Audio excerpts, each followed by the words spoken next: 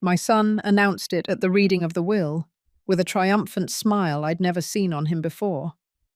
Dad left me the company and the house. You aren't getting anything. My daughter-in-law, Chelsea, celebrated.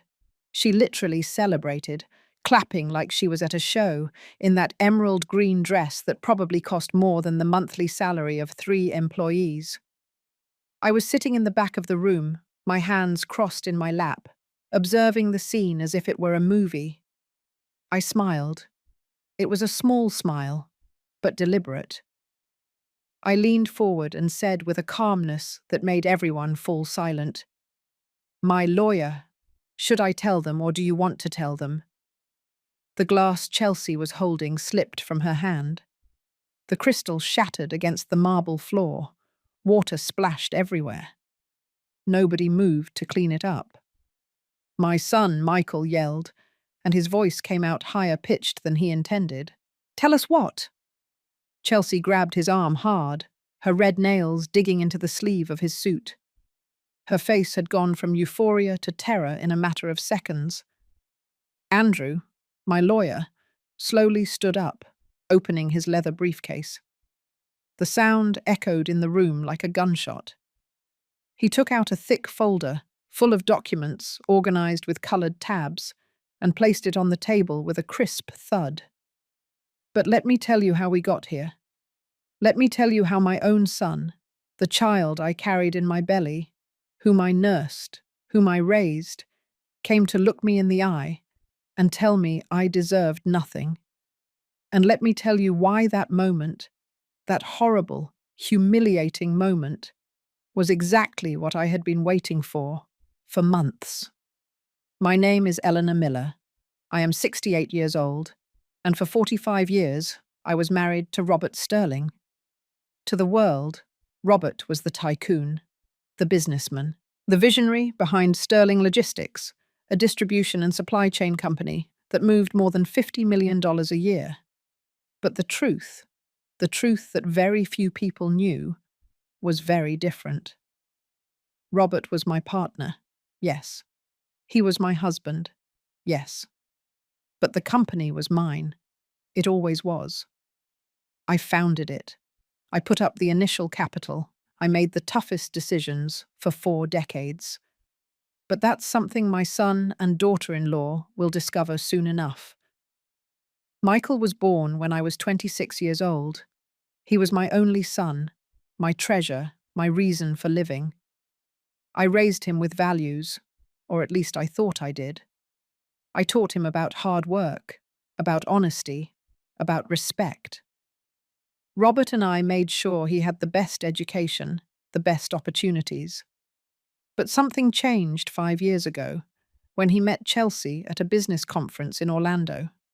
She was a public relations assistant for a competitor firm, 29 years old, ambitious, with an artificial beauty that came from well-done cosmetic surgery and professional makeup. From the first day I saw her, I knew something was wrong. It wasn't the intuition of a jealous mother-in-law. It was something deeper. The way she looked at our house when she came to dinner for the first time. The way her eyes calculated the value of every painting, every piece of furniture, every detail. The way she asked questions about the company, about the properties, about the investments. Robert told me I was being paranoid. Michael said I was being unfair, that Chelsea was just showing genuine interest in our lives. They got married 6 months after meeting. I didn't agree with the rush. But what could I do? My son was in love, or at least that's what he thought. The wedding cost $120,000. Robert and I paid every cent because Chelsea didn't have any family, or so she said. Later, I found out she did have family.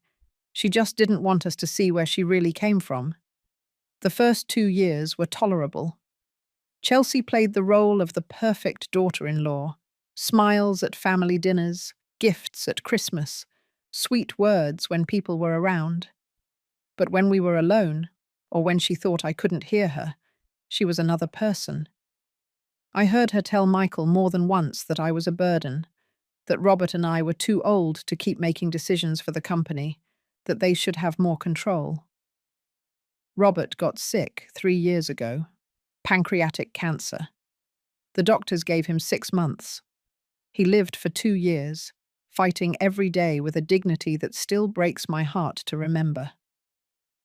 During those 2 years, I took complete control of the company. Michael was in charge of the operations area, but the final decisions went through me. It had always been that way, but now it was official, and Chelsea hated it. I saw her change.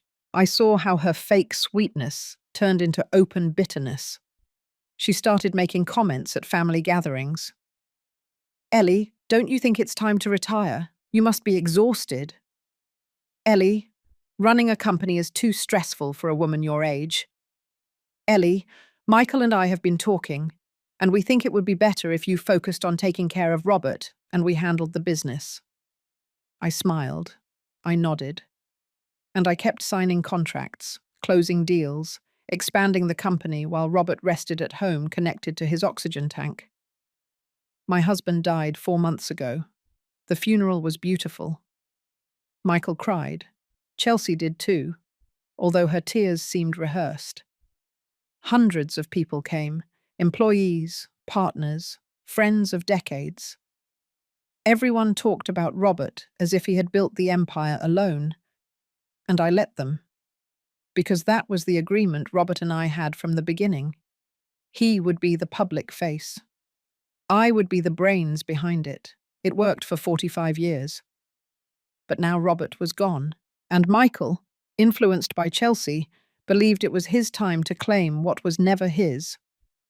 A week after the funeral, Michael came to my house. Our house. The house I bought with my own money in 1982. He sat across from me in the living room with Chelsea beside him and told me we needed to talk about the future. "Mum, Dad named me president of the company before he died.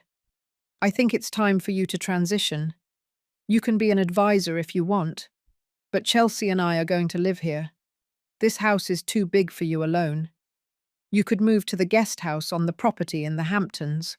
We'd be close, but you'd have your space." I looked at him in silence. Chelsea had that smile. That damn smile that said, "We did it." "And what if I don't want to move?" I asked calmly. Michael sighed, as if I were a stubborn child. "Mum, be reasonable. Dad left everything arranged. The will is clear. The company is mine. The properties are mine. You'll be taken care of course. But you can't keep making decisions anymore. Not at your age. Not after everything you've been through." I stood up. I told them I needed time to think about it. Michael nodded, satisfied. Chelsea gave me a fake hug before they left. That night I called Andrew. Andrew had been Robert's and my lawyer for 20 years. He was a meticulous, brilliant, discreet man. I told him everything. I told him Michael claimed to have a will where Robert left him everything. Andrew was silent for a long moment. "Ellie, Robert and I spoke 2 weeks before his death. He never signed a will. He said everything was in order, that you knew what needed to be done." I felt something cold run down my back. "So, the will Michael has is fake." Andrew took a deep breath. "That's what it looks like. And if it's fake, someone fabricated it. Someone who had a lot to gain." The next 3 months were a silent investigation. Andrew hired a private investigator named David Carver, a former federal police detective who had retired to open his own agency. David was good, very good. In 2 weeks, he already had information that chilled me to the bone. Chelsea had hired a corrupt lawyer, a man named Vincent Moretti, who had a history of document fraud in other states. They had fabricated the will using a false notary. They had forged Robert's signature with such precision that it almost looked real. Almost. But Andrew knew my husband's signature better than anyone. He had reviewed thousands of documents signed by him over 2 decades and this signature had inconsistencies. The pressure of the stroke was different. The angle of the final R didn't match. They were microscopic details, but they were there. David showed me the documents one afternoon in Andrew's office. We had closed the blinds. I was sitting in front of the desk, my hands trembling as I reviewed each page. "Mrs. Miller, there's more," David said in a grave voice. He took out a manila envelope and slid it toward me. Inside were photographs, many photographs. Chelsea with a man who wasn't my son, a man about 50 years old.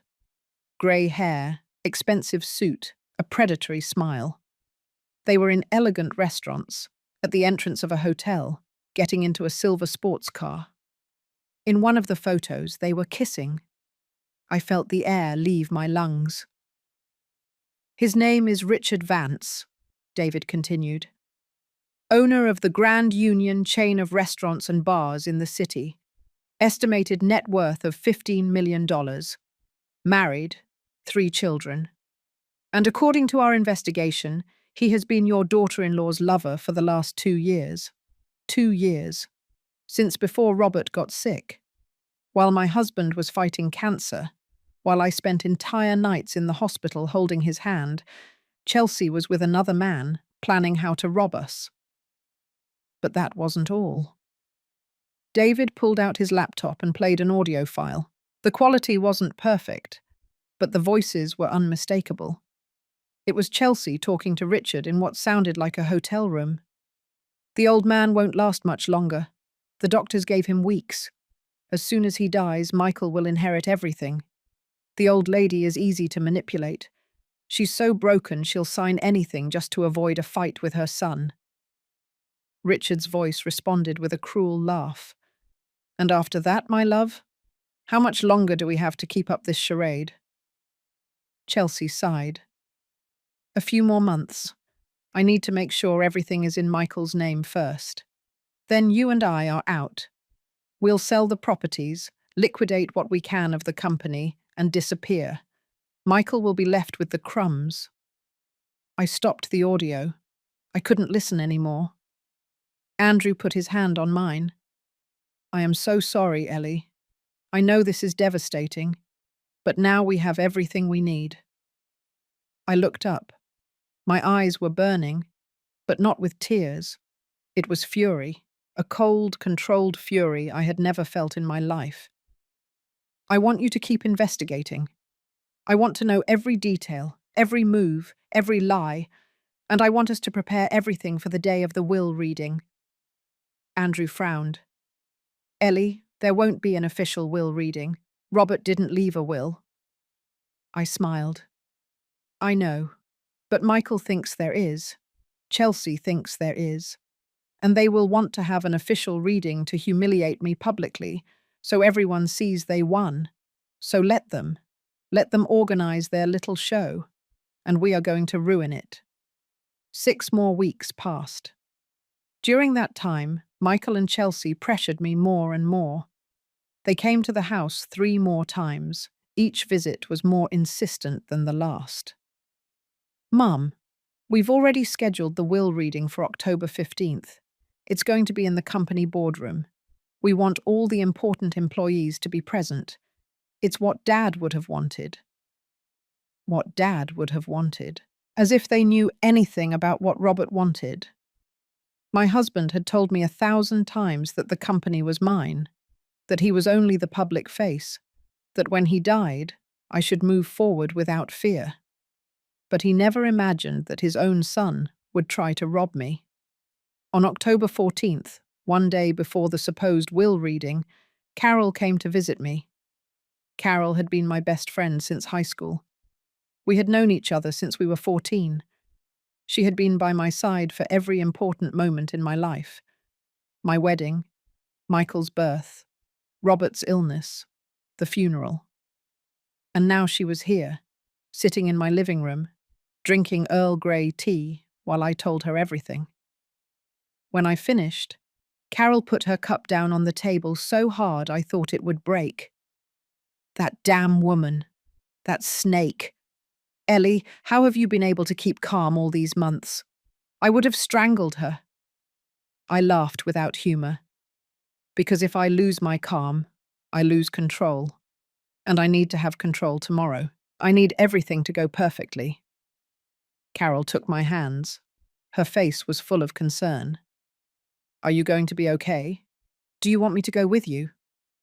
I need you to go. I need you to be there, sitting where you can see me, because I'm going to need to see a friendly face when everything blows up. Carol nodded. I'll be there, and I'm going to enjoy every second of watching that woman fall. I couldn't sleep that night. I stayed up reviewing every document, every photograph, every recording. Andrew had prepared everything meticulously. We had certified copies of the company's original articles of incorporation, stating that I was the majority owner with 70% of the shares. Robert only had 30%. We had the prenuptial agreement we signed before getting married, which clearly established that the assets each of us brought into the marriage would remain individual property. We had the evidence of the will forgery, with reports from 3 graphology experts confirming the signature was not Robert's. We had the photographs of Chelsea with Richard, the recordings of their conversations, the hotel records, the text messages that David had managed to hack from Chelsea's phone. Everything. We had everything. At 6 o'clock in the morning, I got up, showered, and dressed carefully. I chose a pearl grey pantsuit, elegant but discreet, mid-heels, minimal makeup. I wanted to look like what I was, a grieving widow, dignified, serene, not threatening. I wanted them to underestimate my presence until the last minute. Andrew picked me up at 9. In the car, we went over the plan one last time. You're going to let Michael read the fake will completely. Don't interrupt him. Let him finish. Let Chelsea celebrate. Let them feel victorious. Then you step in. Exactly. I'm going to present the evidence in order. First, the will forgery, then the true ownership of the company, and then, if necessary, the proof of Chelsea's infidelity and her plan with Richard. I looked out the car window. The city rushed past my eyes. I remembered when Robert and I were young, when we built everything from nothing, when we dreamed of leaving a legacy for our son. We never imagined that son would betray us. Or maybe Robert did imagine it. Maybe that's why he never signed the will Michael was so expecting. Maybe my husband knew, deep down in his heart, that Michael wasn't ready, that he had lost his way. We arrived at the Sterling Logistics offices at 15 minutes before 10. The building was imposing. 10 floors of glass and steel in the city's financial center. I had personally chosen the land 25 years ago. I had supervised every detail of the construction. This building was my pride, and today I was going to defend it. The boardroom was on the top floor. When we got out of the elevator, I could see through the glass doors that there were already many people inside. Company executives, some trusted employees. Robert's cousins, whom I hadn't seen in years and who had surely come expecting to receive something. And in front of everyone, as if they were the kings of an empire, were Michael and Chelsea. My son wore an impeccable black suit. Chelsea wore that emerald green dress, which matched an emerald necklace that probably cost $30,000. Company money, I was sure. Money that she already considered hers. I took a deep breath. Andrew looked at me. Ready? More than ever. We entered the room. Several people turned to look at me, some with pity, others with curiosity. Michael saw me and his expression hardened. Chelsea, for her part, gave me a smile that was meant to be compassionate, but her eyes betrayed it with contempt. I approached them with slow, deliberate steps. Good morning, Michael. Chelsea. My son barely nodded, without getting out of his chair. Chelsea leaned in and gave me a kiss on the cheek that felt like poison. Ellie, So glad you came early. We wanted to talk to you before everything started. This is going to be difficult for you, I'm sure. But we want you to know you'll always have a place in our family. Our home will always be open to you.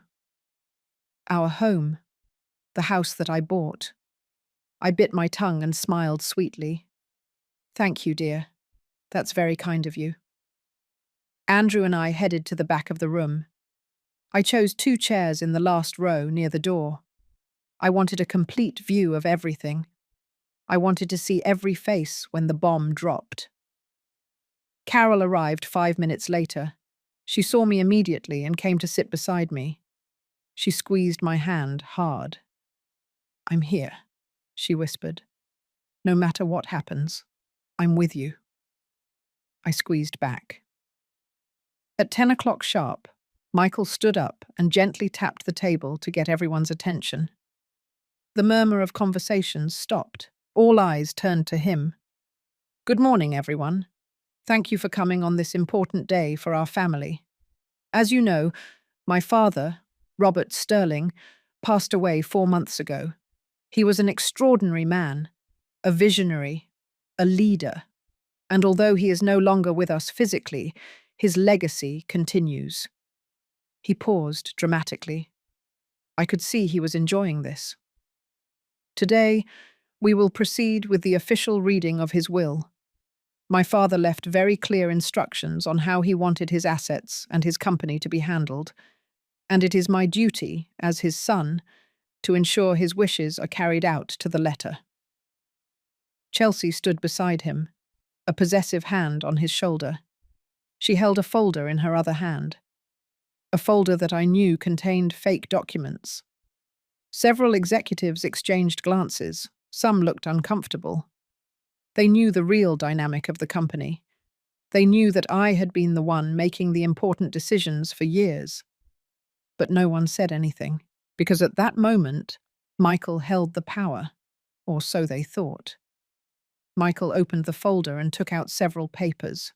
He held them up so everyone could see them. "This is the last will and testament of Robert Sterling, dated January 10th of this year, just 3 months before his passing. It is properly signed and notarized." He began to read.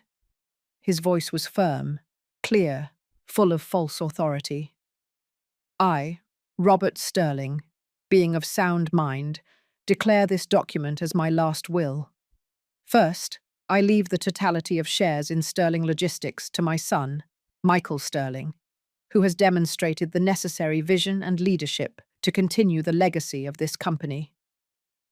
There were murmurs, some of approval, others of surprise. Michael continued, his voice gaining confidence with every word. "Second, I leave the primary residence located at 245 Maple Drive, as well as the 3 vacation properties in the Hamptons, to my son Michael Sterling. Third, I leave all bank accounts, investments, and financial assets in the name of Robert Sterling to my son Michael Sterling." I watched Chelsea squeeze Michael's shoulder. Her eyes glittered. She was calculating, adding, counting the money she believed was already hers. Michael paused again. This time, he looked directly to where I was sitting. His expression was a strange mix of triumph and something that almost looked like guilt.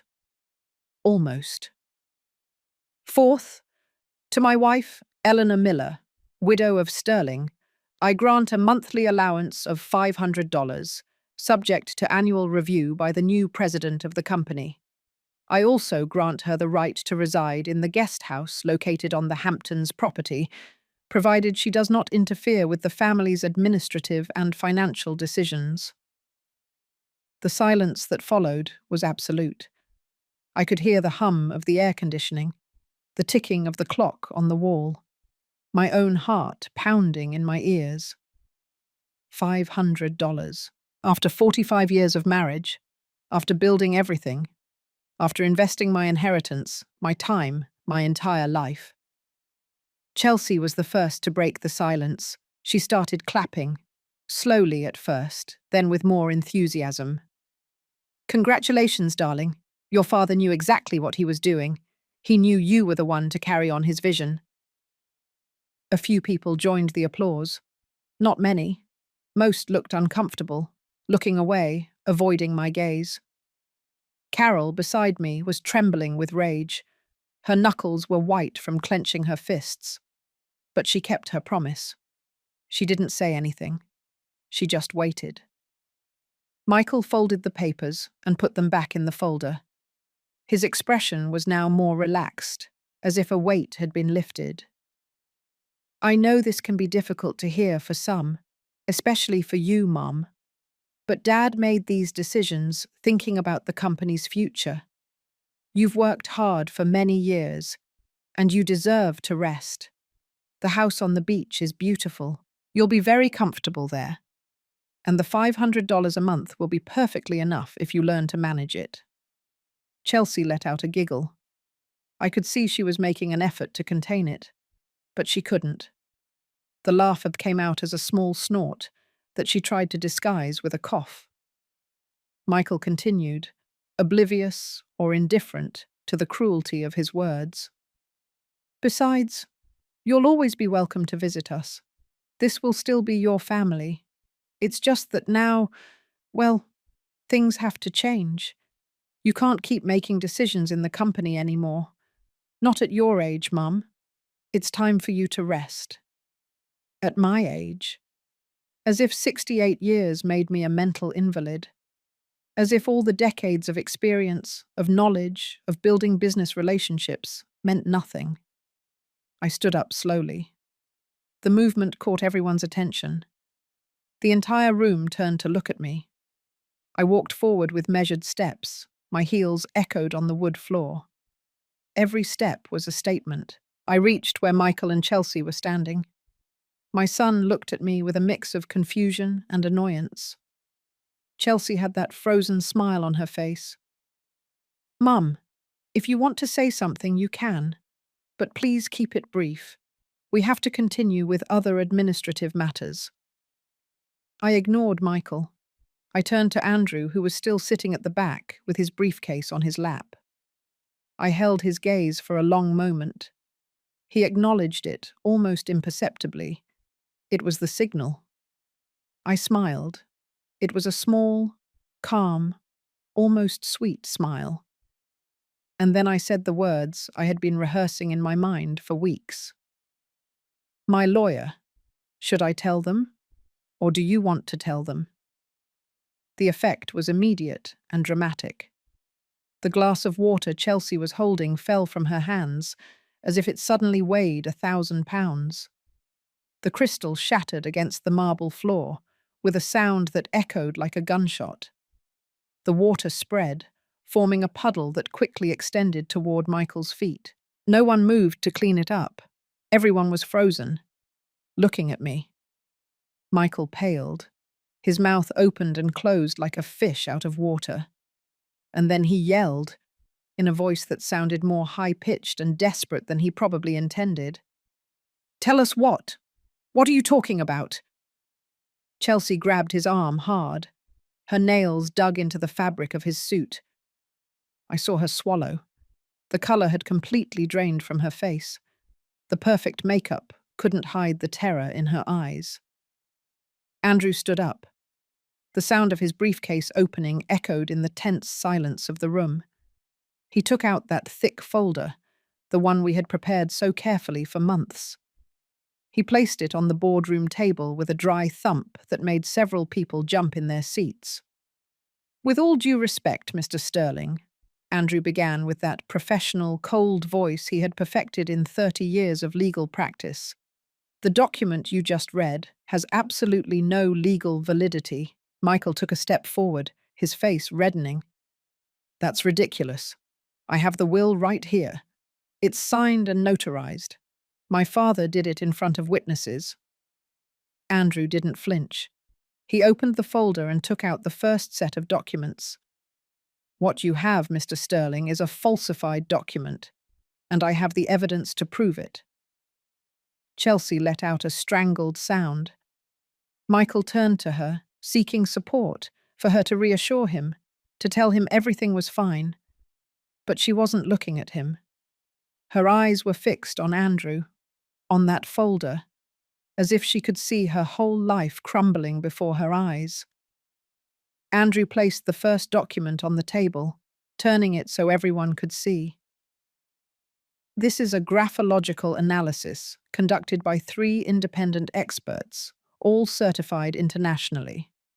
All 3 reached the same conclusion. The signature on the will that Mr. Michael just read does not belong to Robert Sterling. Michael snatched the document from the table. His eyes frantically scanned the pages, searching for something, anything that would disprove what he was hearing. "This is impossible. I saw my father sign this. I was there." "Where?"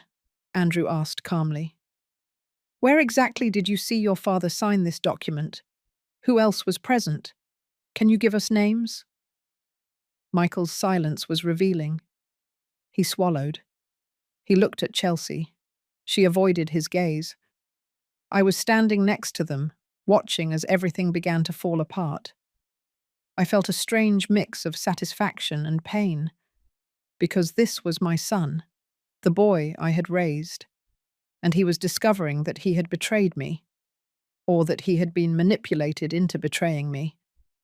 I still wasn't sure which was worse. Andrew continued, relentless. "But there's more, much more." He pulled out another set of documents.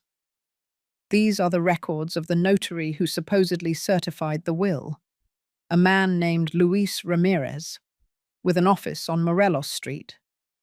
The problem is that Luis Ramirez died 2 years ago. His license was cancelled. His office closed. Any document with his seal subsequent to March of 2023 is, by definition, fraudulent." The murmurs in the room turned into choked exclamations.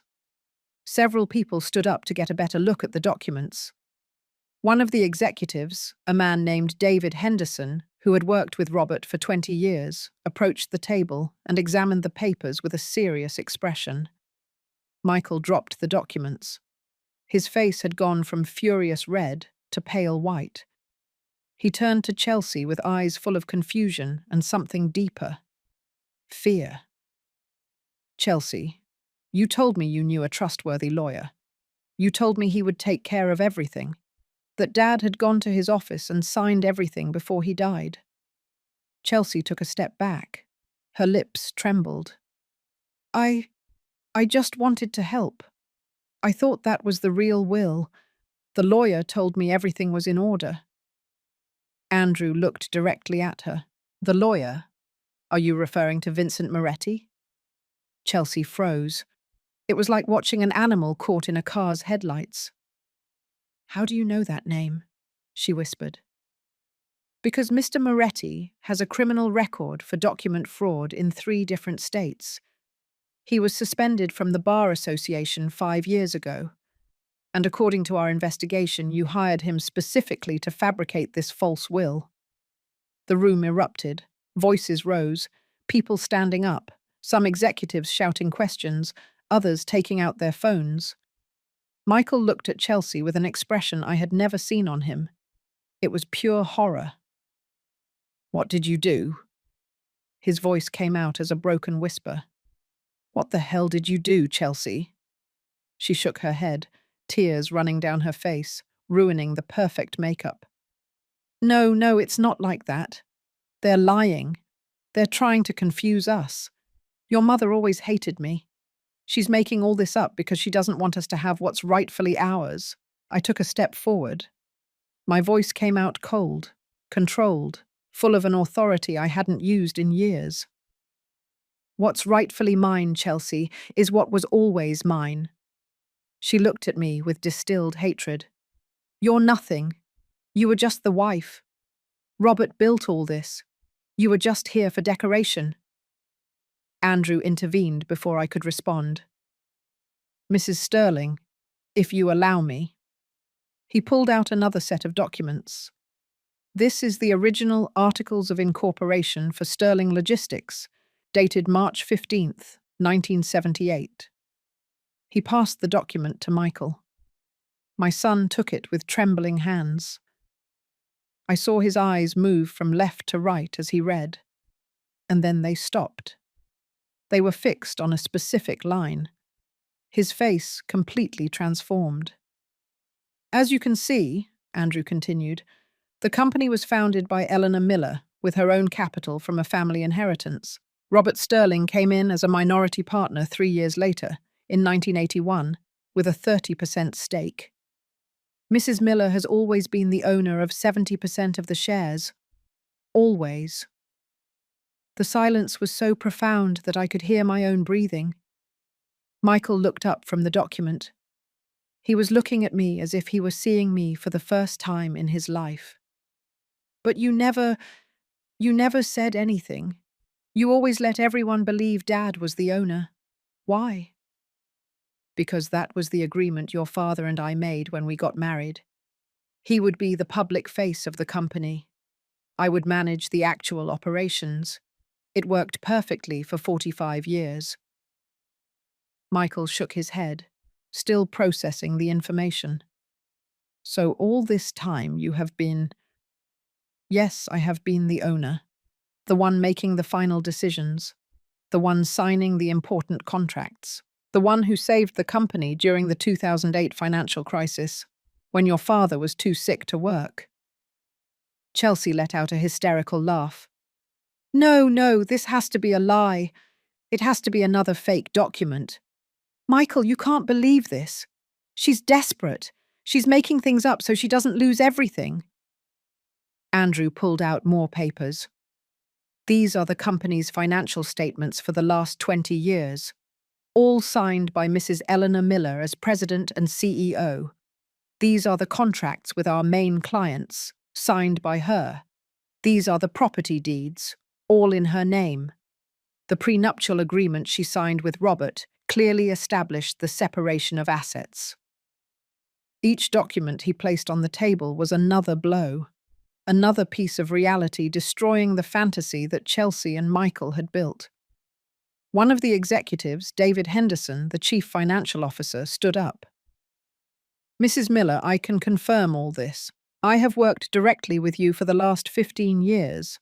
All major decisions always went through your approval. Mr. Sterling was the company ambassador, but you were the one who really ran it. Other executives nodded. Some even seemed relieved that the truth was finally coming out. Michael slumped into a chair. His head was in his hands. I could see his body shaking. Chelsea, for her part, had backed up against the wall. Her eyes darted from Andrew to me, from the documents to Michael, looking for an exit that didn't exist. I looked at my son. Despite everything, despite the betrayal, the pain, the humiliation and he had tried to put me through, my heart broke seeing him like this. Michael, I said softly.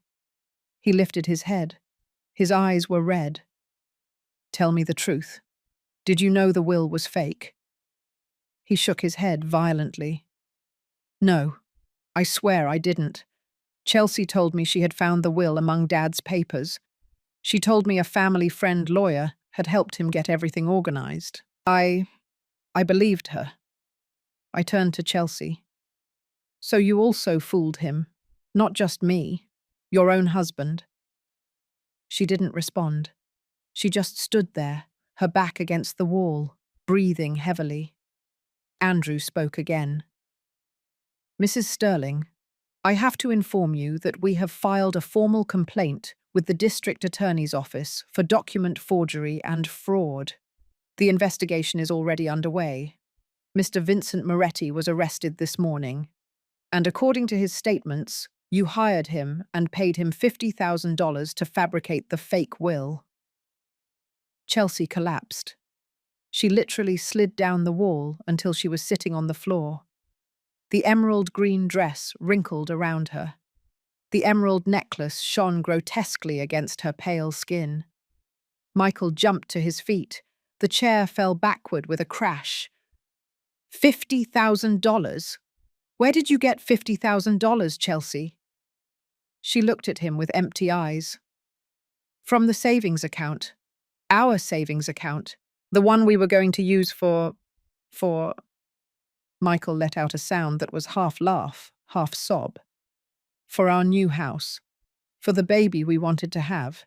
You used our future to steal from my mother. Chelsea began to cry for real now. Great sobs that shook her entire body. But there was no sympathy in that room. Everyone looked at her with disgust. I just wanted us to have a better life. Your mother has so much and we had so little. It's not fair. It's not fair that she has everything and we have nothing. Carol, who had remained silent all this time, stood up. Her voice was full of indignation. Nothing? You live in a house Ellie gave you as a wedding gift. You drive a car she bought. Your husband has an executive position in a company she built. You've spent hundreds of thousands of dollars on clothes, jewelry, and travel with this family's money. And you say you have nothing? Chelsea didn't respond. She had nothing left to say. The truth had come out, and there was no way to hide it. But I knew this wasn't over. There was one more piece. The piece that would make all this go from a simple forgery to something much darker and more personal. I looked at Andrew. He understood. The time had come to reveal the rest. Andrew took his laptop from the briefcase. He opened it on the table and waited for it to turn on. The silence in the room was unbearable. I could hear Chelsea's accelerated breathing, Michael's contained sobs, the nervous murmuring of the executives. Mr. Sterling, Andrew began, there is something else you need to know about your wife. Michael lifted his head. His eyes were swollen, his face shattered. What else can there be? I already discovered she lied to me, committed fraud, stole our savings. What else? Andrew turned the laptop so everyone could see the screen. A photograph appeared. Chelsea with a man. Not just any man. A man about 50 years old. Attractive, well-dressed. They were at a hotel entrance. He had his arm around her waist.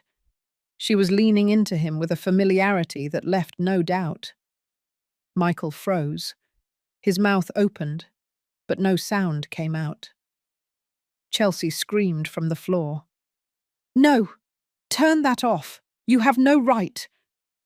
Andrew ignored her protest. He continued to scroll through photographs. Chelsea and the man kissing in a restaurant. Entering an apartment building together. Holding hands in a park. Each image was a dagger in my son's heart. His name is Richard Vance, Andrew said. Owner of the Grand Union restaurant chain. 52 years old. Married, 3 children. And your wife's lover for the last 2 years. 2 years. The words echoed in the room like a sentence. Michael finally found his voice. 2 years. He looked at the photographs again, as if searching for some sign that they were fake, that this was another mistake. But there was no mistake. The truth was there, raw and brutal. Chelsea got up, staggering. She reached out her hands toward Michael. Darling, please, let me explain. It's not what it looks like. He backed away as if she were contaminated. Don't touch me. Don't you dare touch me. Andrew continued, relentless. We have hotel records, 27 nights at different establishments over the last 2 years. We have text messages, emails, and recordings of phone conversations. He pressed a button. Chelsea's voice filled the room, coming from the laptop speakers. It was a recording of a phone call. The old man won't last much longer. The doctors gave him weeks. As soon as he dies, Michael will inherit everything. The old lady is easy to manipulate. She'll sign anything just to avoid a fight with her son. I watched the colour completely drain from Michael's face. He clung to the edge of the table so he wouldn't fall. Richard's voice responded on the recording. And after that, my love? How much longer do we have to keep up this charade? Chelsea's laugh sounded cruel, calculating. A few more months. I need to make sure everything is in Michael's name first. Then you and I are out. We'll sell the properties, liquidate what we can of the company, and disappear. Michael will be left with the crumbs. He's so naive he won't even know what hit him. Andrew stopped the recording. The silence that followed was devastating. No one moved. No one breathed. Everyone looked at Michael, waiting for his reaction. My son slowly turned to Chelsea. His expression was something I had never seen before. It wasn't anger. It wasn't pain. It was something much darker. It was the moment a person realizes their entire life has been a lie. "Crumbs," he said in a hollow voice. "You were going to leave me with crumbs." Chelsea was crying uncontrollably now. "Please, Michael, let me explain. I love you. I really do love you. Richard means nothing. It was just a mistake. A stupid thing. Shut up." Michael's shout made everyone jump. I had never heard him yell like that. 2 years. You were with that man for 2 years while I worked like an idiot thinking we were building a future together. While my father was dying of cancer, you were planning how to rob us. Chelsea reached out her hands to him. "Michael, please." But he completely ignored her. He turned to me. In his eyes, I saw something I hadn't seen since he was a little boy. Shame, regret, pain. "Mum." His voice broke. I didn't know. You have to believe me. I thought the will was real. I thought Dad had decided to leave me the company. I thought Chelsea loved me.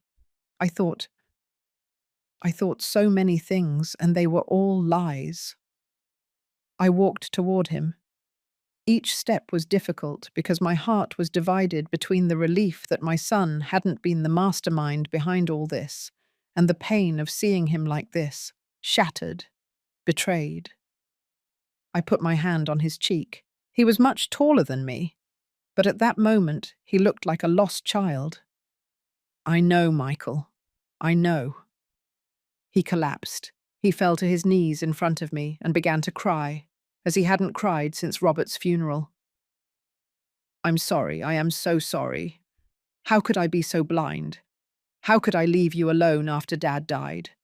How could I believe I deserved something you built? How could I treat you like that?" I stroked his hair. Despite everything, despite the pain he had caused me, he was still my son. "It's not all your fault. You were manipulated. Chelsea took advantage of your grief, your ambition, your love for your father. But Michael, you need to understand something. You weren't the only one affected. I lost my husband. I went through that pain. And on top of that, I had to discover that my own son was willing to leave me with nothing. That is your responsibility." Michael nodded without lifting his head. "You're right. I have no excuse. I was a terrible son, a terrible man." Andrew interrupted. "Mrs. Miller, there's something else." I looked up.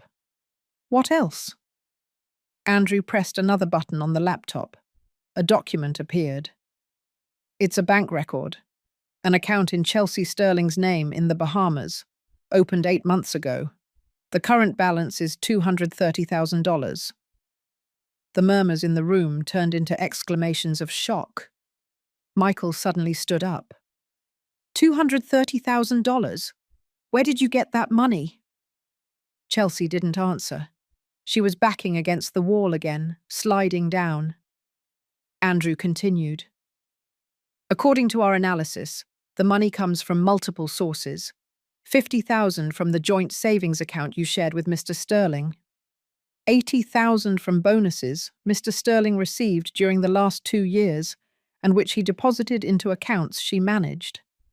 And $100,000 that were transferred from Sterling Logistics corporate accounts using falsified authorizations with Mr. Sterling's signature." One of the executives stood up.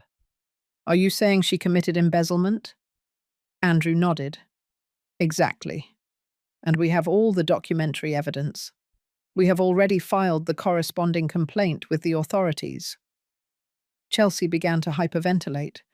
She was hugging herself, rocking back and forth. No, no, this can't be happening. This wasn't part of the plan. It had to work. It had to work. Carol spoke from her seat. And Richard? Did he know about all this?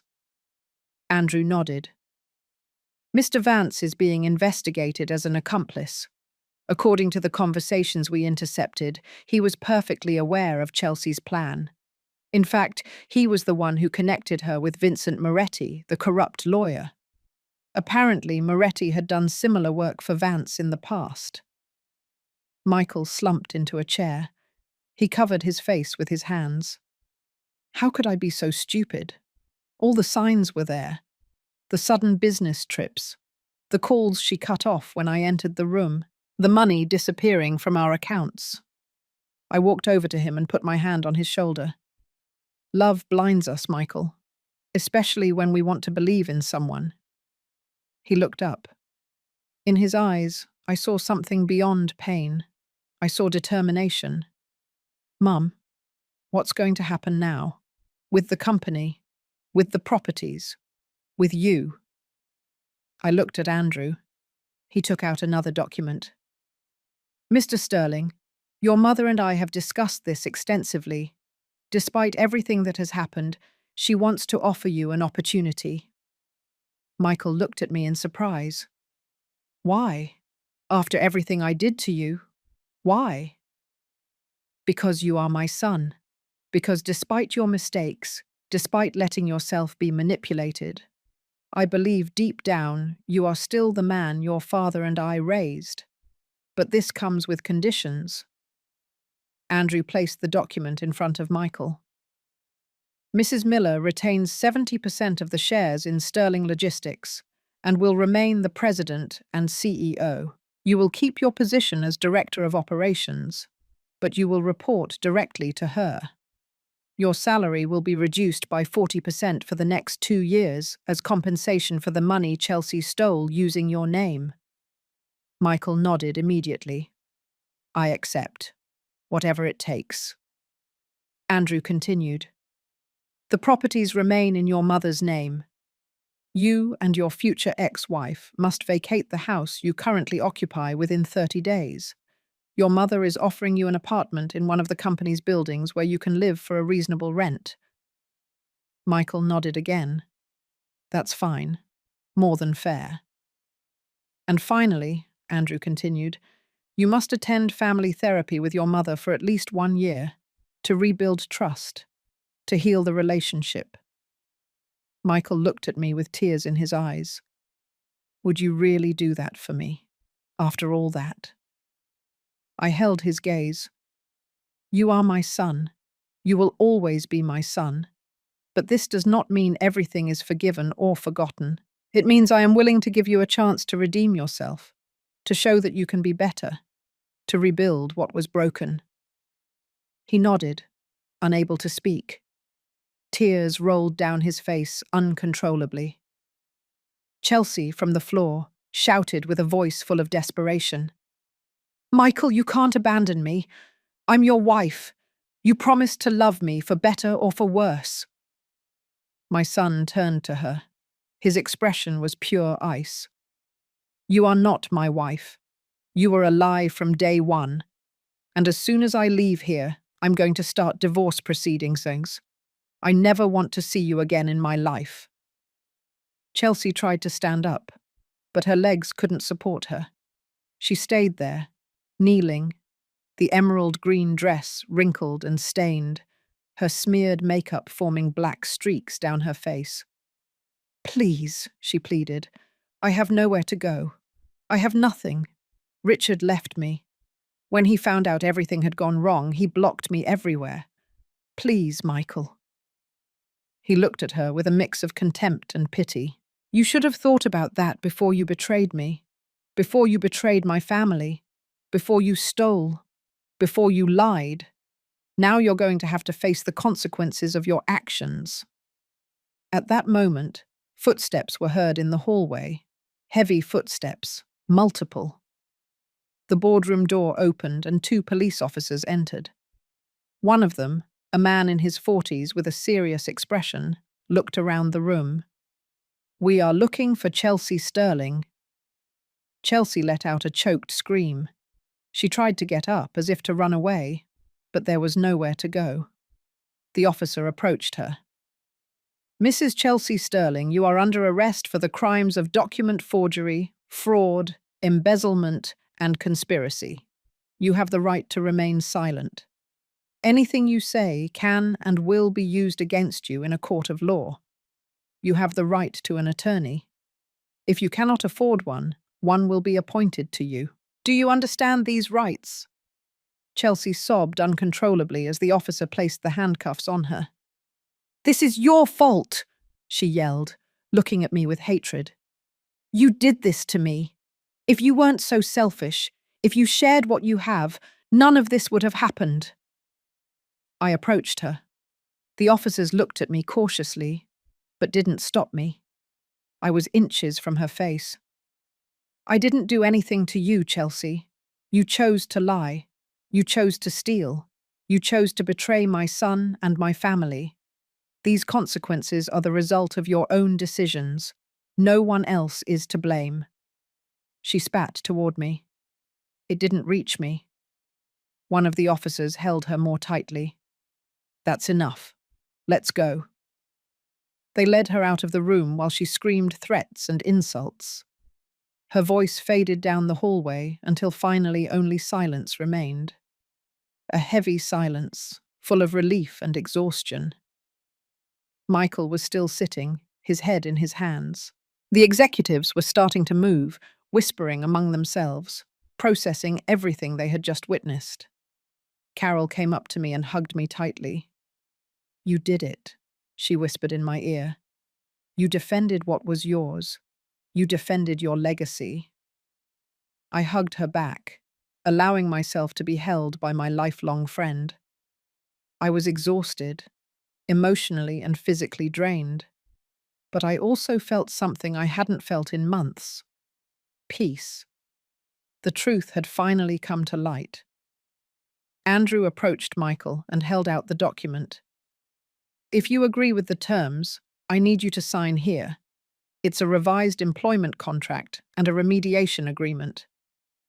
Michael took the pen with a trembling hand and signed without even reading. "I trust whatever my mother decides. I no longer have the right to question anything." I approached him again. "Michael, this doesn't mean I don't love you. It means love comes with responsibility and consequences." He nodded. "I understand, Mum, and I'm going to spend the rest of my life proving to you that I can be better, that I can be the son you deserve." One of the executives, David Henderson, the chief financial officer who had confirmed my position in the company, stood up.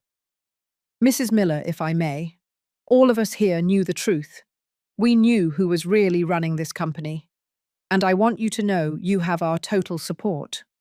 Sterling Logistics is what it is because of you, and we will continue working under your leadership with the same commitment as always." Other executives nodded and murmured words of support. I felt something in my chest loosen. For months, I had carried the weight of this situation alone. And now, finally, everything's resolved. The meeting slowly dissolved. Executives left in small groups, still commenting quietly on what they had witnessed. I knew this story would become a legend in business circles. The widow who defended her empire against her own family. Carol stayed with me. Michael did too. Andrew was putting all the documents back into his briefcase. "What's next?" Carol asked. "Now," I replied. "I'm going home. I'm going to make some tea. And I'm going to sleep for the first time in months without feeling like I'm at war." Carol smiled. "I'll go with you. I think we both need to process all this." Michael stood up. "Mum, can I go with you? Just to talk, to start making things right." I looked at him for a long moment. I saw the child he had been, the young man full of promises, and the broken man in front of me now.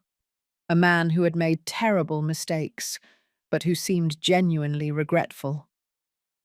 Yes, you can come. But Michael, this is going to take time. I can't just forget everything that happened. He nodded. I know. I don't expect you to forget. I just hope you give me the chance to prove to you that I can change. The three of us left the boardroom.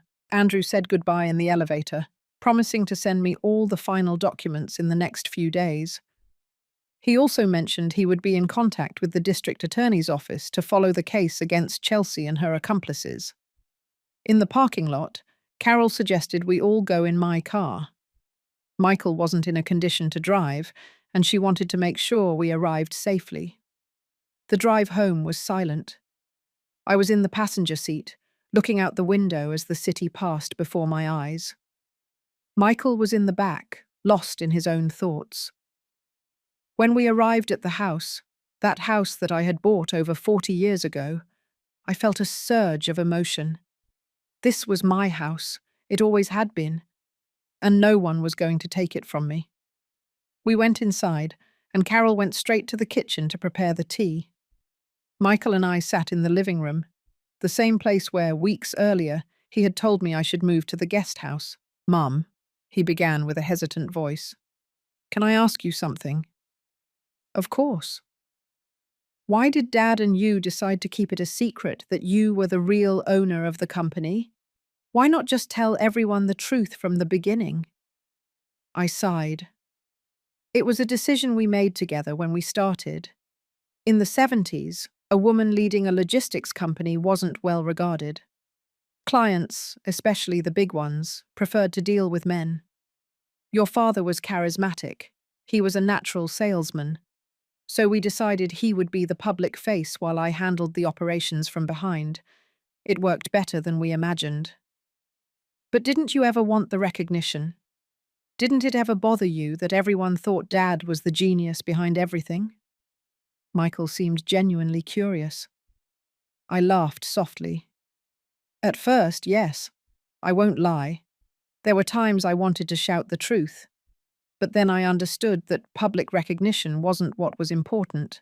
What was important was the work, the results, the satisfaction of building something solid. Your father always gave me credit in private. That was enough. Michael shook his head.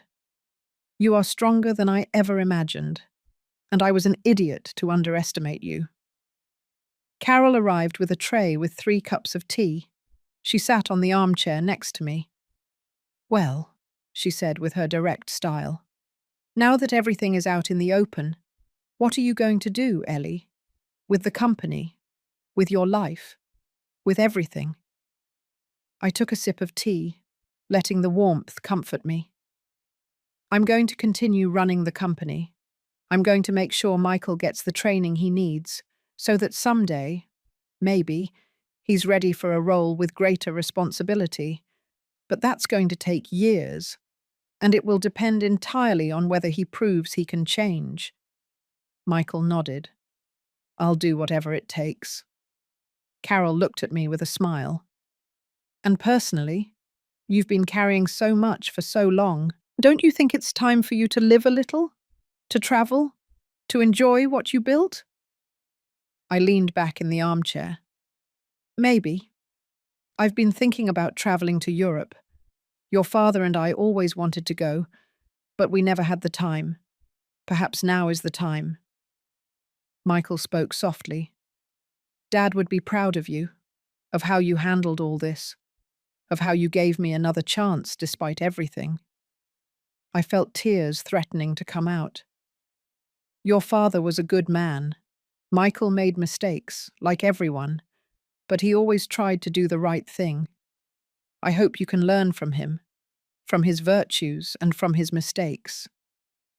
We remained in silence for a while, each lost in our own thoughts.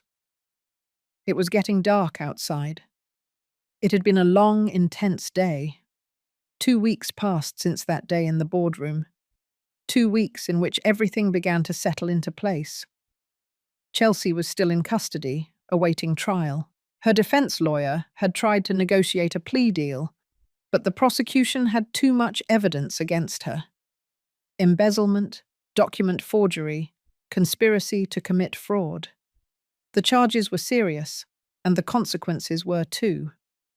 Richard Vance had also been arrested. His wife had filed for divorce immediately, and his children had issued a public statement disassociating themselves from him. His restaurant empire was in crisis. Several partners had withdrawn their investments, and 2 of his biggest locations had closed. The fall had been fast and brutal. Vincent Moretti, the corrupt lawyer, had accepted a deal with the prosecution in exchange for testifying against Chelsea and Richard. He would receive a reduced sentence, but would still spend several years in prison. Michael had kept his word. He moved out of the house he shared with Chelsea and into the apartment I had offered him. It was a modest space compared to what he was used to, but it was enough. He had also started therapy, both individual and family sessions with me. The first session had been difficult, painful. He had to truly face what he had done, how he had treated me, how he had been willing to leave me with nothing. I had to face my own pain, my feeling of betrayal, the breakdown of trust between mother and son. But it had also been liberating. For the first time in years, we were being completely honest with each other. At work, Michael had changed. He arrived early, left late. He asked questions instead of giving orders. He listened to employees he had previously ignored. He asked for my opinion on every important decision and accepted my corrections without resentment. The executives had noticed the change. David Henderson, the chief financial officer, had commented to me that several employees had mentioned how different Mr. Sterling looked: more humble, more focused. One afternoon, 2 weeks after the confrontation, I received an unexpected call. It was from a reporter from a major business magazine. She had heard rumors about what had happened at Sterling Logistics and wanted to do an interview. At first, I hesitated. I wasn't someone who sought public attention. But after talking with Andrew and Carol, I decided to accept. It was time for my story to come out. It was time for other women to know it was possible to build, lead, and defend what was theirs. The interview was published 3 weeks later with the title Eleanor Miller, the Invisible Woman Behind the Sterling Empire. The article told the whole story: my inheritance, the company's founding, the agreement with Robert, the decades of silent work, and finally the betrayal and how I faced it. The response was overwhelming.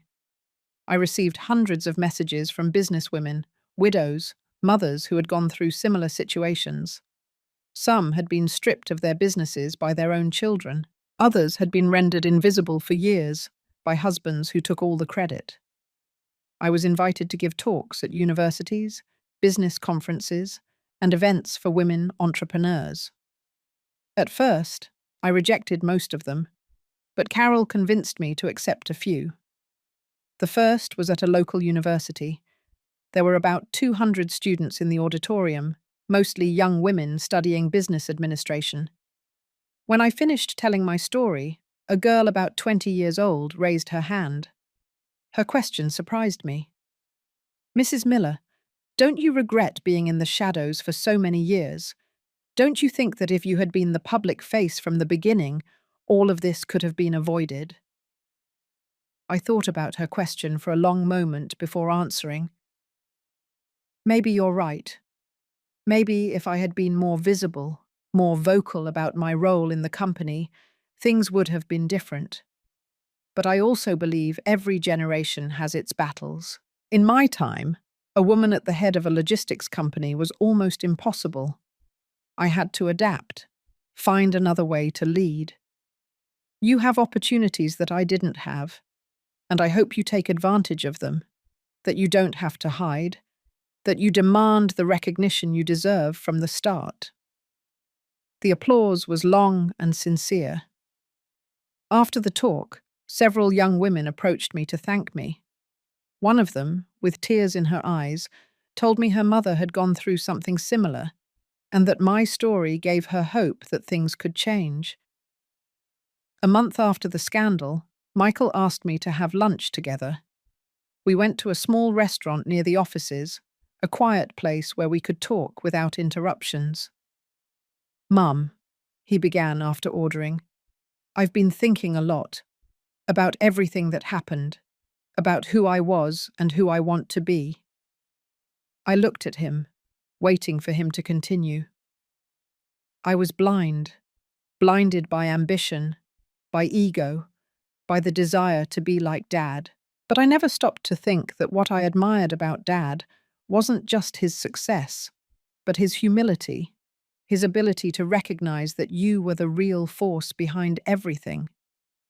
I took a sip of water. "Go on." Chelsea saw that blindness and exploited it. But that doesn't absolve me of responsibility. I chose to believe the lies because they were convenient, because they made me feel important, because I wanted to be the hero of my own story, no matter who I hurt in the process. His honesty moved me. "I appreciate you acknowledging that." He nodded. "I want to be better, not just professionally, but as a person, as a son. And I know that's going to take years, but I'm committed." I took his hand across the table. "Michael, the fact that you are here, saying these things, is already a huge step. I don't expect perfection. I expect genuine effort, and that's what you're showing." We had lunch in peace, talking about simple things, how therapy was going, new projects at the company, small, everyday moments. It was something we hadn't done in years, just being together without tension, without ulterior motives. 2 months after the confrontation, Chelsea's trial began. I only attended the first day. I didn't want to be present for the whole process. Seeing her there, in the prison uniform, without makeup, with unkempt hair, was shocking. She looked like a completely different person. Her lawyer tried to argue she had been manipulated by Richard, that she was a victim too, but the evidence was overwhelming. The recordings of her conversations clearly showed she was an active participant, not a victim. The trial lasted 3 weeks. In the end, Chelsea was found guilty on all counts. She was sentenced to 8 years in prison, with no possibility of parole until she served at least 5. Richard received 10 years. When Andrew called me with the news, I felt a strange mixture of satisfaction and sadness. Satisfaction because justice had been served. Sadness because lives had been destroyed. Because my son had been deceived and betrayed. Because in the end, no one truly wins in these situations. 3 months after everything, Carol and I were sitting in my living room having coffee on a Saturday afternoon. She had brought chocolate layer cake, my favorite. "So," she said with that mischievous smile I knew so well, "when are we going to Europe?" I laughed. "Are you serious?" "Completely, Ellie. You've spent your whole life working, building, taking care of others. Robert is gone. Michael is finding his way. The company is solid. It's your moment. It's your time to live." I looked at her affectionately. Carol had been my rock throughout this storm, my unconditional friend since we were kids. "You're right. We're going. Let's plan that trip." Carol's eyes lit up. "Seriously?" "Yes. Paris, Rome, Barcelona, all the places Robert and I dreamed of visiting. We'll go, and we'll raise a toast to him in every city." Carol lifted her coffee cup. "To Robert, to you, and to second chances." We clinked our cups. "To new beginnings," I added. That night, after Carol left, I sat in the study Robert and I shared. The walls were full of photos of our life together. The wedding, Michael's birth, trips, company celebrations. I stopped in front of a photo of Robert and me taken about 10 years ago. We were in the office, late at night, surrounded by documents, He was looking at me with that expression of admiration he always had when we talked business. "I did the right thing," I said to the photo. "I defended what we built, but I also gave our son a chance. I think you'd be proud." The silence of the house was comforting. I no longer felt the weight I had carried for months. The truth had come out. Justice had been served. And I had reclaimed my place.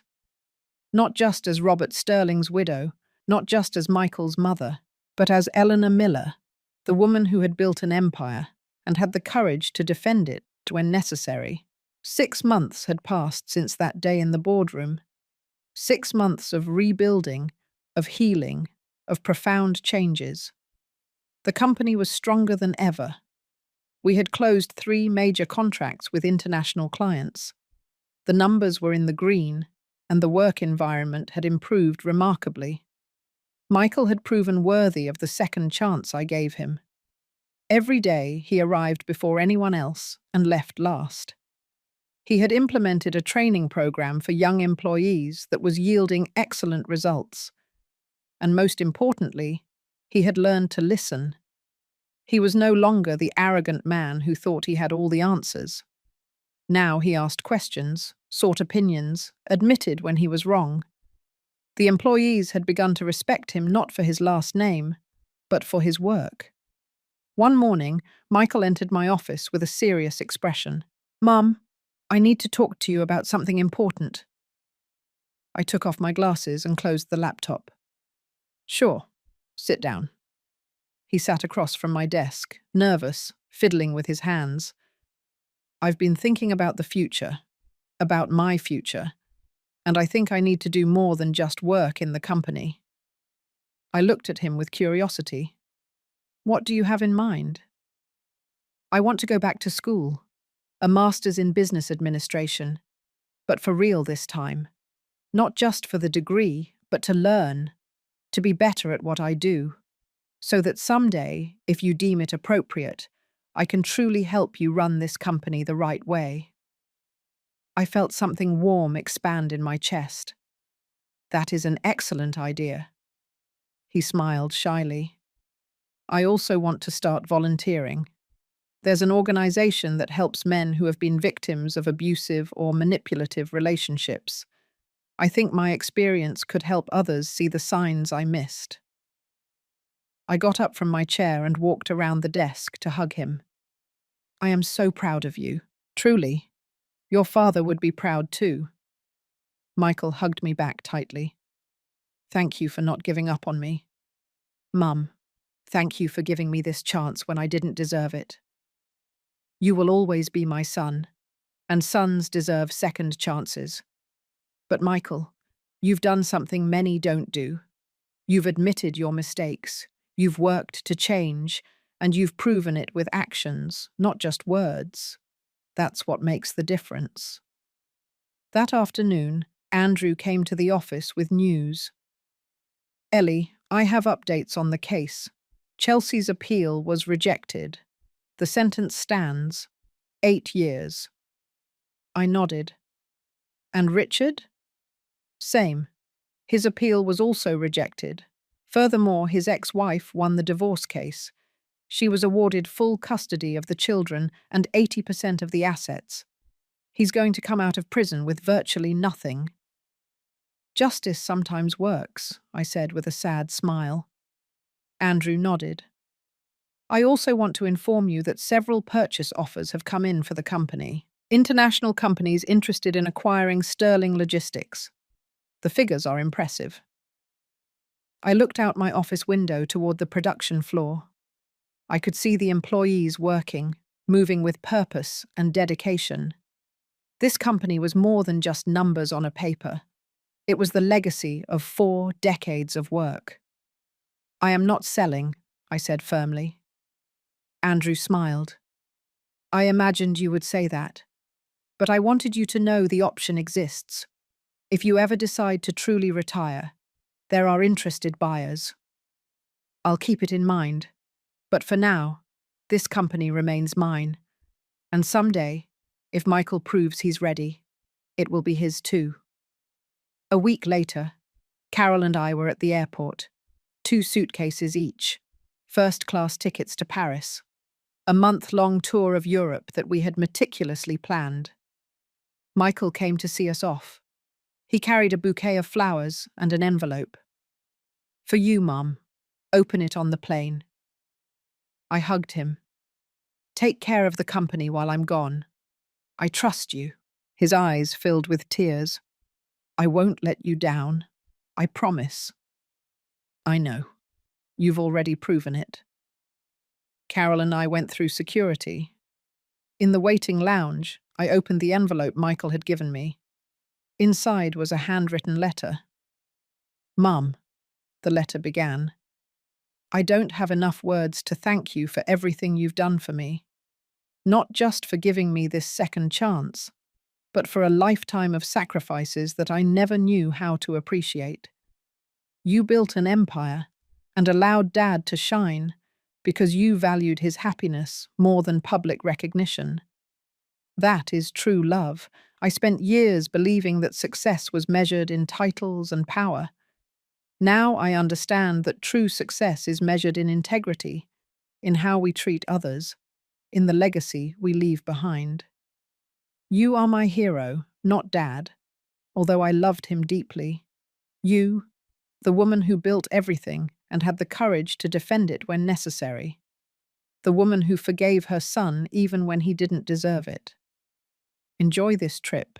Live, laugh. Raise a toast to Dad in every city you visit.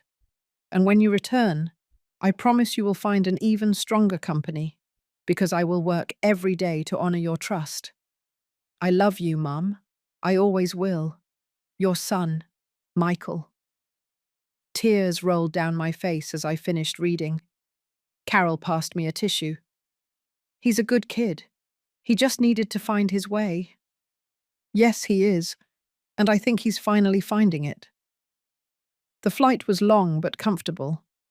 I slept most of the way, something I hadn't done in years. When we arrived in Paris, the sun was rising. The city looked golden, magical. Carol and I took a taxi to the hotel. After settling in and resting for a few hours, we went for a walk. We visited the Eiffel Tower, the Louvre, Notre Dame. In each place, I took out the small urn I carried in my purse. It contained a portion of Robert's ashes. At the Eiffel Tower, as the sun set, I opened the urn and let the wind carry some of the ashes. "Here we are, Robert, just as we always dreamed. I love you and I miss you every day. But I'm okay. Our company is okay. Our son is finding his way. You can rest in peace." Carol was by my side, holding my hand. We did the same in Rome, at the Trevi Fountain, in Barcelona, in front of the Sagrada Familia. In every city, a small ritual of farewell and gratitude. The trip was transformative. For the first time in decades, I wasn't thinking about the company, about problems, about responsibilities. I was just enjoying myself. I ate well, slept well, laughed with Carol, remembering our youth. We met interesting people. In Florence, an Italian artist invited us to his studio and showed us his paintings. In Venice, an elderly couple told us their 60-year love story.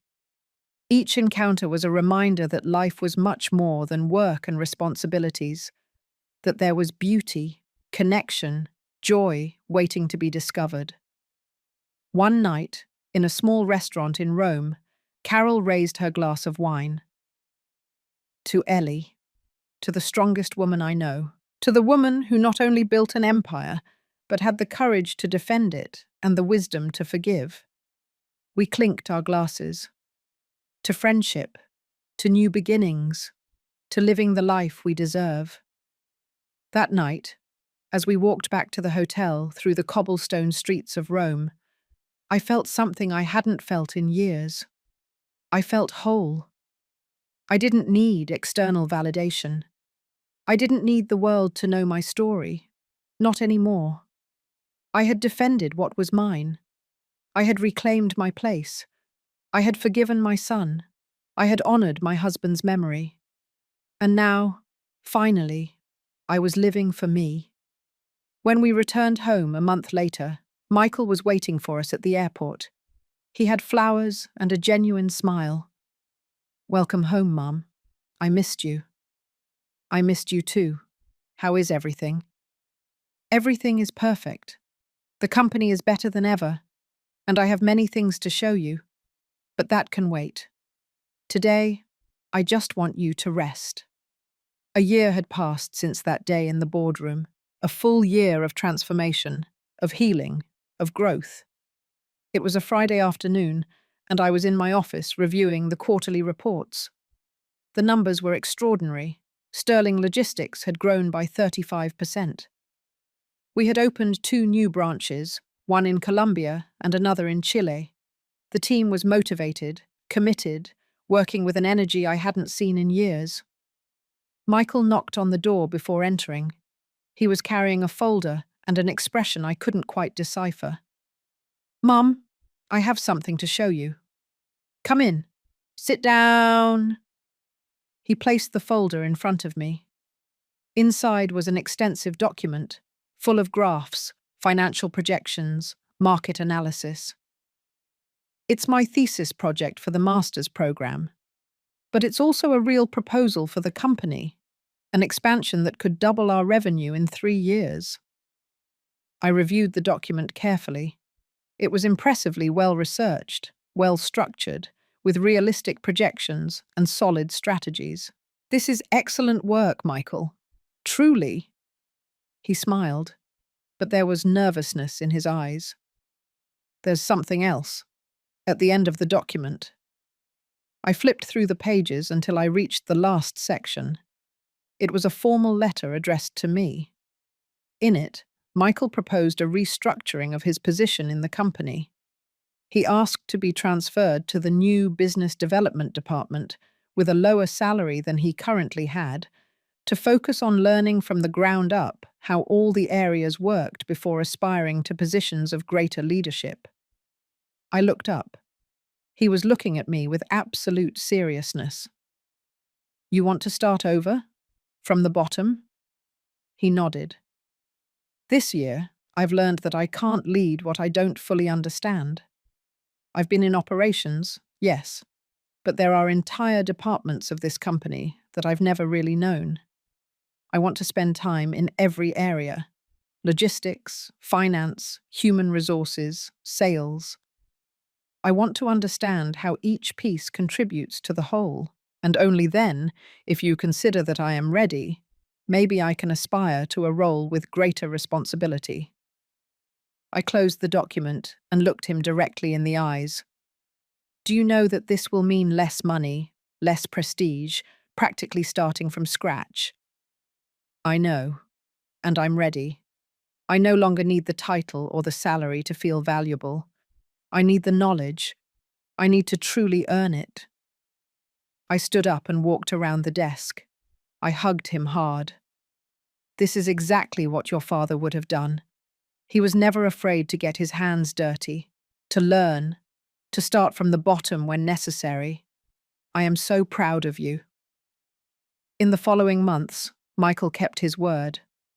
I saw him working in the warehouse, loading boxes, learning the inventory systems.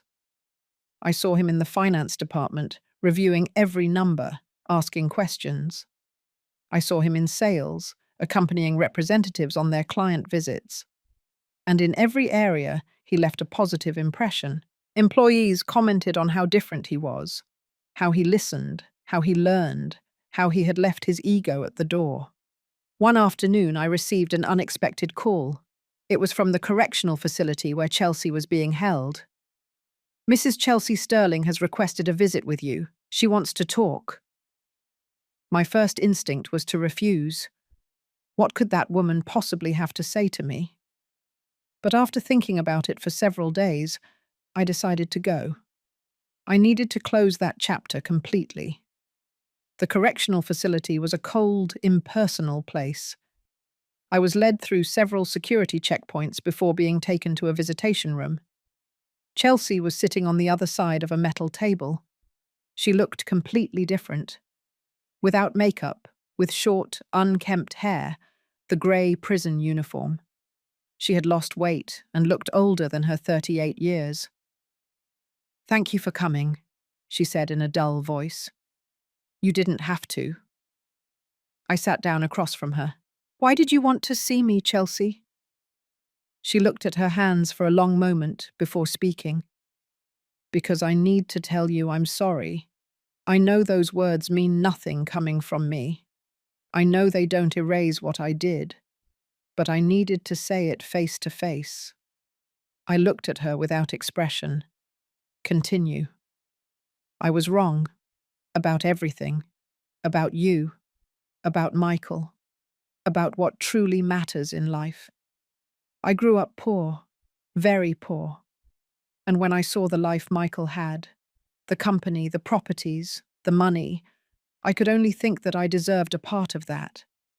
I convinced myself that you were selfish for having so much, that I had the right to take whatever I wanted." Her eyes filled with tears. "But I didn't understand that all of that was built with decades of work, of sacrifice, of dedication. It wasn't luck, it wasn't theft. It was genuine effort, and I tried to steal it from you in a matter of months." I listened to her in silence. I didn't interrupt her. "I also betrayed Michael, a man who truly loved me, who gave me everything he had. And I cheated on him. I used him. I planned to abandon him. There is no excuse for that. None." She took a deep breath. "I don't expect your forgiveness. I don't deserve it.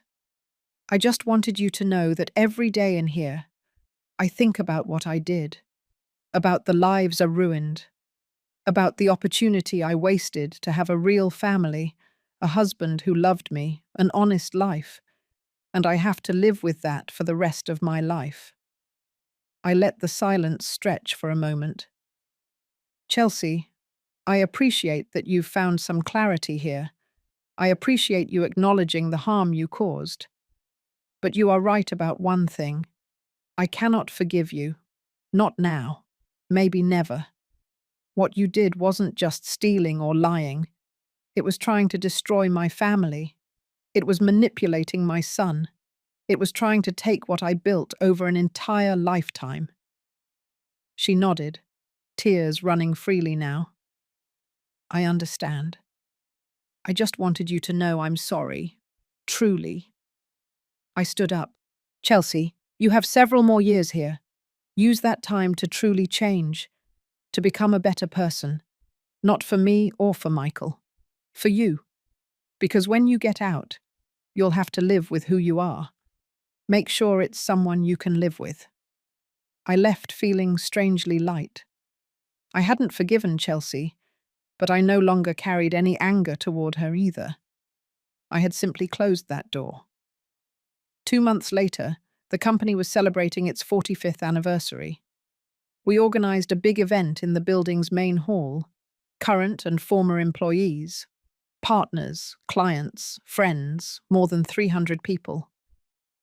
I was at the podium, ready to give a speech. I looked at the audience. I saw Michael in the front row, smiling with pride. I saw Carol next to him. I saw Andrew, my lawyer and friend. I saw all the executives who had worked with me for years. "Good evening, everyone." 45 years ago, a 23-year-old woman inherited a considerable sum of money and decided not to spend it on luxuries or comforts. She decided to invest it in a dream. The dream of building something solid, something lasting, something that could provide jobs for families and contribute to the economy. I paused. That young woman was me, and that dream became sterling logistics. There were murmurs of surprise. Many in the audience didn't know the full story. For decades, my husband Robert was the face of this company, and he did it wonderfully. But today, I want everyone to know the truth. This company was founded by me, built by both of us, and defended by me when necessary. The applause began slowly, and then turned into a standing ovation. I have learned many lessons in these 45 years. I learned that real success is not measured in titles or public recognition. It is measured in the impact you have on the lives of others. I learned that leadership is not about imposing your will, it is about serving your team. I learned that forgiveness is not forgetting. It is releasing the weight of resentment so you can move forward. I looked directly at Michael, and I learned that second chances, when given to the right people, can transform lives. My son made mistakes, big mistakes, but he had the courage to acknowledge them, the humility to apologize, and the discipline to work for change. And that is all we can ask of any human being. Michael had tears in his eyes. This company will continue to grow. It will continue to innovate. And someday, when I decide the time is right, it will pass into the hands of the next generation. But it will be because that generation will have earned it. Not by last name, not by inheritance, by merit. I raised my glass. To Sterling Logistics, to everyone who has contributed to its success, to the 45 years past and the many years to come. Everyone raised their glasses. To Sterling Logistics. The party continued late into the night. Music, dancing, laughter. I stayed until the end, enjoying every moment, because this was mine. I had built it, I had defended it, and now I was celebrating it. When I finally got home that night, I sat in the study. I looked at the photos on the wall. Robert and I, young and full of dreams. Michael as a baby. The family we had built. I took out my journal, something I had started doing during therapy. I wrote, "Today we celebrate 45 years. 45 years of work, of sacrifice, of love, of loss, of betrayal, of forgiveness, of growth. I have been many things in my life. Wife, mother, businesswoman, widow. But today, finally, I am simply Eleanor, a woman who knows her worth, who defends what is hers, who forgives when possible, and who lives without asking permission from anyone. Robert, wherever you are, I hope you are proud. Michael is finding his way. The company is stronger than ever, and I, finally, am at peace." I closed the journal and turned off the light. Tomorrow would be another day. There would be new challenges, new opportunities, new adventures. But tonight, I slept peacefully. Because I had fought my battle, I had defended my legacy, and I had won. Not because I had destroyed my enemies, but because I had remained true to myself. And in the end, that was the only thing that truly mattered. That night, I dreamed of Robert. We were young again, dancing at our wedding. He whispered in my ear, "I always knew you were stronger than me. That's why I loved you so much. Take care of our legacy. Take care of our son. And above all, take care of yourself." I woke up with a smile. The sun was streaming through the window. It was a new day, and I was ready for whatever came next.